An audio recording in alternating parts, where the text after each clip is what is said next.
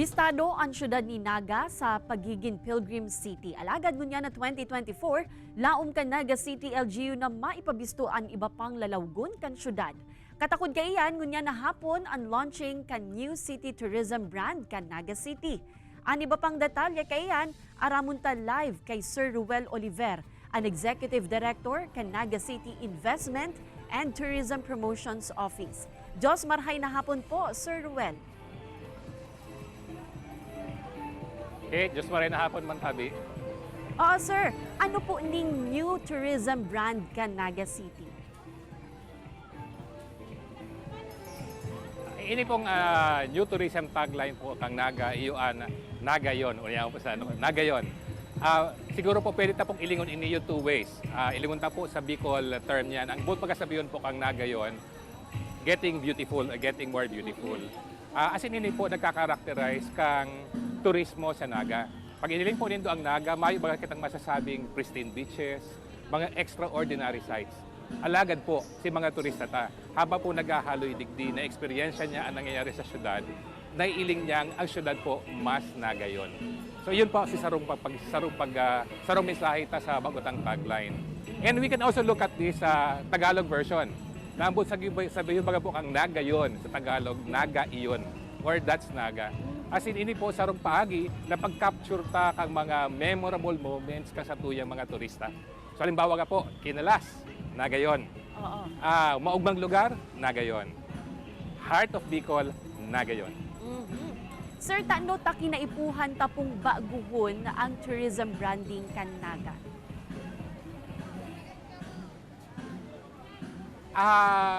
Ordinarily po, ang sarong tourism branding, sinasanglian po mga every 5 to 10 years, depende po. Pero actually po, dahil man po ni sinasanglian. Iwa po kita introduce here sometime 2011 to 2012 na nasarong brand. Kung nagigirog duman po nindo itong Naga X.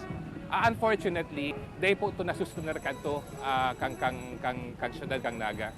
So hinahagad po ngunyan kasi itong mga tourism-related establishments na mas pakusugon ta po si pag-promote kang tourism, especially after COVID. Kaya po ngunyan, nagbabalik po na kanigdiyo with our stakeholders, we created a new brand for Naga. Hindi pong Naga yon.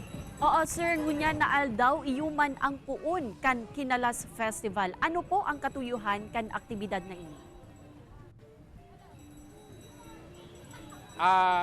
Ini pong Kinalas Festival, 5 or 6 days po ngunyan, mapon po ngunyan hanggang 23. Ang katuyuhan po kani, ito pong tawan taning highlight, ang saro sa mga tourism products po kang syudad. Ang Kinalas baga po is unique to Naga. Ini po part kang inaapod tang gastronomic heritage kang Naga. Igwa nga po nagsabi na garo itong world ranking na World Trade Taste Atlas, sinabi niya 13th worst food in the world, worst food in the Philippines. So, ini po nagpe-spread daw po negative, nagpe-spread ng curiosity sa mga turista ta. So gusto ta pong i-develop iniyo as in mapurbaran kang sa tuya pong mga turista. Mailing po ninda na hindi pala masiraman as in something to be proud of. So kaya po ngunyan, ginigibutan ni also to promote innovations in Kinalas. Sir Ruel, ultimo na lang po. Makalihis po ang series of activities na ini, paano ta po mas papaurugon as in papakusugon ang turismo kan syudad? Kate, ining launching ngunyan, actually, puon lang po niya eh. Ang challenge po unta ngunyan is to sustain itong ginigibo. Ultimately, baga po ang sukol ta, pira sinagabot na turista, as in ang contribution ta duman sa pagdagdag ingreso ka mga tourism-related establishments.